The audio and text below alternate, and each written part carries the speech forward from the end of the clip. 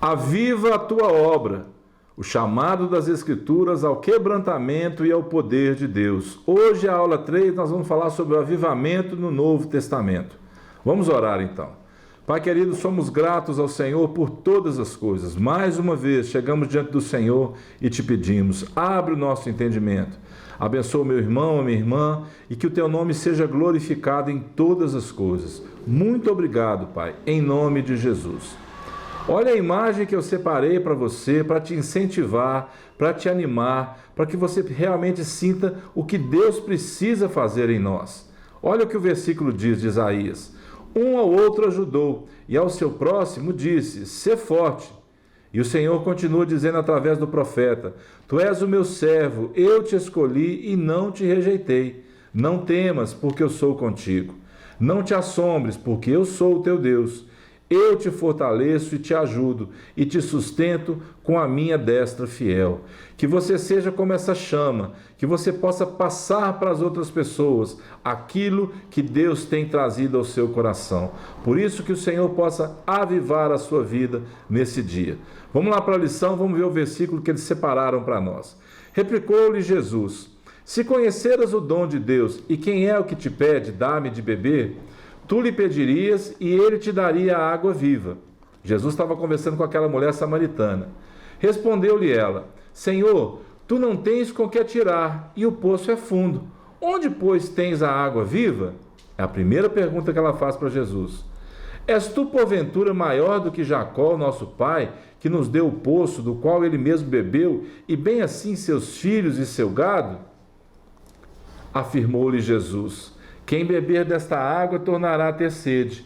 Aquele, porém, que beber da água que eu lhe der, nunca mais terá sede. Pelo contrário, a água que eu lhe der será nele uma fonte a jorrar para a vida eterna.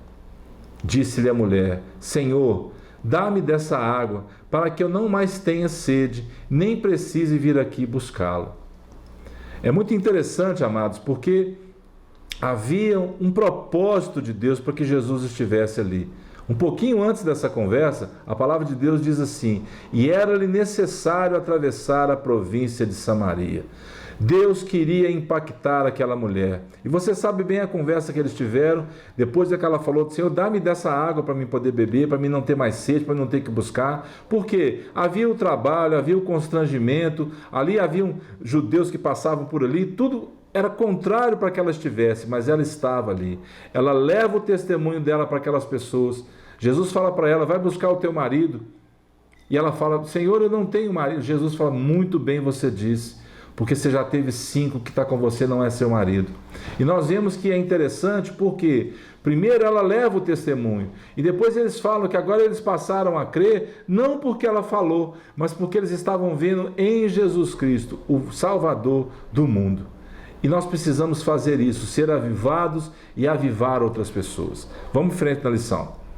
A palavra de Deus revela raízes de um verdadeiro avivamento espiritual que perpassa a história, ou seja, ele dura pela história.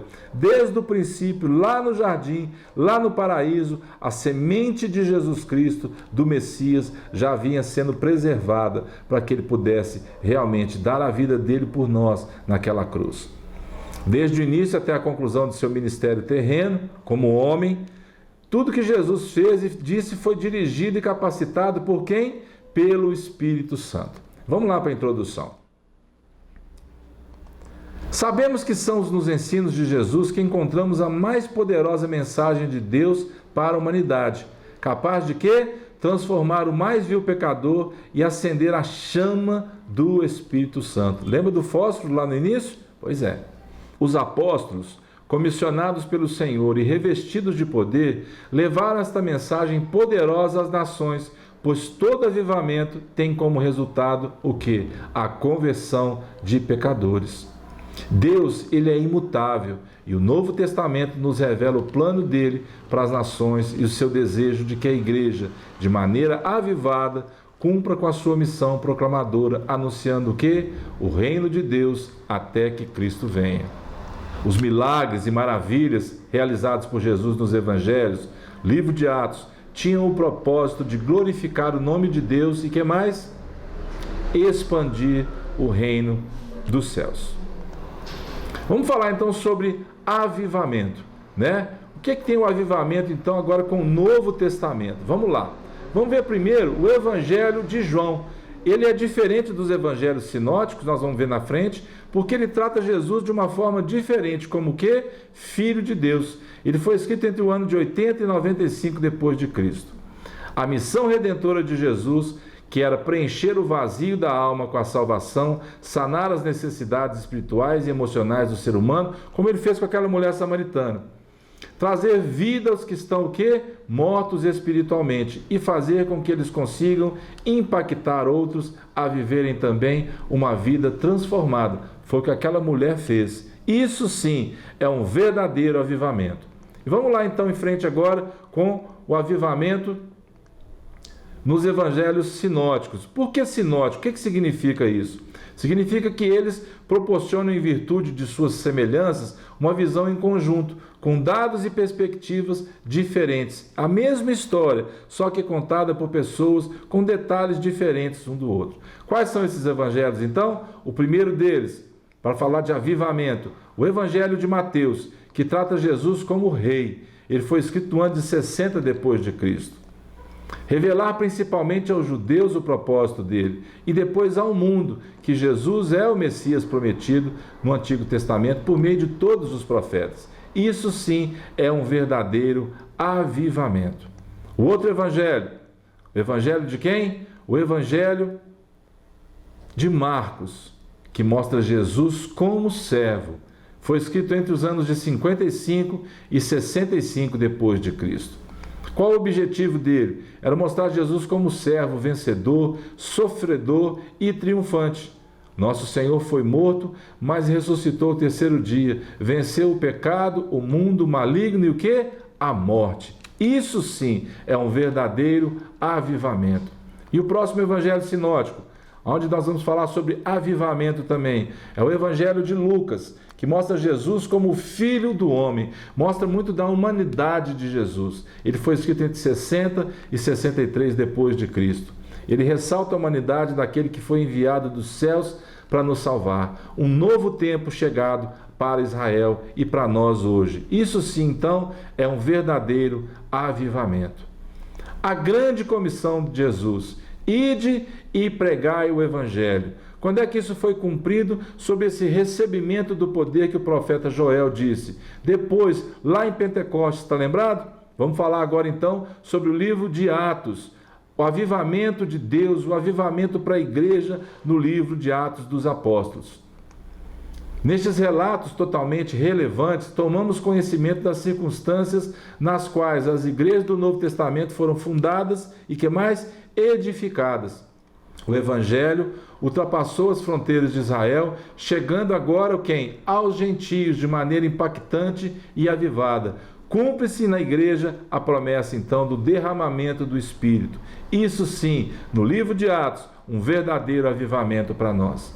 E se falando de avivamento ainda, vamos agora para as cartas paulinas e as cartas universais. Nós não temos tempo hábil para poder fazer para todas as cartas e poder discernir sobre isso, É muito tempo que a gente precisaria. Mas, num resumo bem simples, a gente sabe que após a sua dramática conversão, primeiro falando das cartas paulinas, o apóstolo Paulo passou por uma radical transformação de vida. De perseguidor, daquele que realmente perseguia o povo, passou a ser um pregador, um apóstolo, o doutor dos gentios. As cartas revelam princípios que dão suporte à verdadeira vida cristã e à supremacia de Cristo em todas as esferas da vida. Falam sobre fé, falam sobre salvação, falam sobre graça e trazem para nós o quê? Um verdadeiro também avivamento. E vamos para o último livro do Novo Testamento, do qual nós vamos falar sobre avivamento, que é o livro de Apocalipse. Isso é só um resumo, queridos, para vocês entenderem que através da Escritura toda, o Senhor deixou para nós coisas para nos avivar, coisas para revelarem para nós que o amor dele não passa, não muda. O livro de Apocalipse fala sobre Cristo glorificado, fala sobre as 7 igrejas, sobre a igreja em si, fala sobre as nações, sobre arrebatamento, sobre o tribunal de Cristo, sobre galardão e outras coisas, sobre a bodas do Cordeiro. E isso precisa trazer para nós o quê? Um verdadeiro avivamento. E chegou a hora que eu tenho gostado muito, da boca no trombone. Vamos ver que assunto que eu escolhi para nós hoje, falando sobre esse avivamento do Novo Testamento, sobre ser cheio do Espírito Santo, sobre o Pentecostes, sobre o Apocalipse, tudo isso. As cartas de Paulo, carta aos Hebreus, a coisa mais linda daquela carta, que realmente revela para nós a fé. Paulo falando sobre salvação, Paulo falando sobre graça, tudo isso para que você seja avivado. As duas perguntas: como está o seu nível de relacionamento com o Espírito Santo? E a outra pergunta, que é como se eu quisesse realmente gritar: você tem buscado se encher dele diariamente? Ou só no domingo? Ou só às vezes? Como tem sido o seu relacionamento? Você tem se enchido do Espírito Santo? Esse é o Boca no Trombone de hoje. E vamos para a conclusão dessa aula. Vamos ver o que a lição vai deixar para nós. Ao longo de tudo que foi escrito no Novo Testamento, podemos perceber a vontade de Deus para um avivamento genuíno do seu povo. O plano de Deus para que a igreja exerça de maneira simples, mas eficaz, a sua missão na terra. E eu deixo para você um versículo agora em Efésios. E não vos embriagueis com o vinho, no qual há o que? Dissolução, mas enchei-vos do Espírito.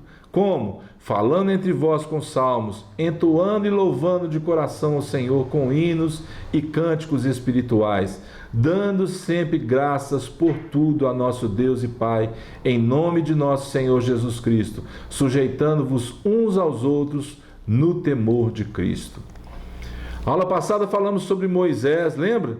Sobre Neemias, sobre Josias, falamos sobre Samuel, falamos sobre homens do Antigo Testamento. Primeiro vem para nós essa notícia, o avivamento.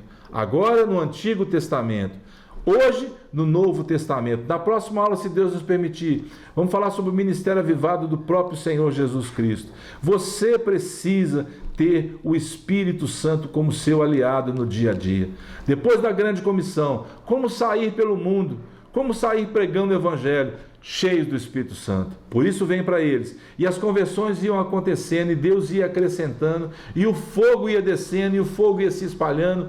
Esse é o verdadeiro avivamento. Você precisa ser como uma brasa viva, que vai pegar fogo nas outras, vai esquentar, vai aquecer, vai espalhar o fogo do Espírito Santo. Então que essa lição deixe para você bem claro.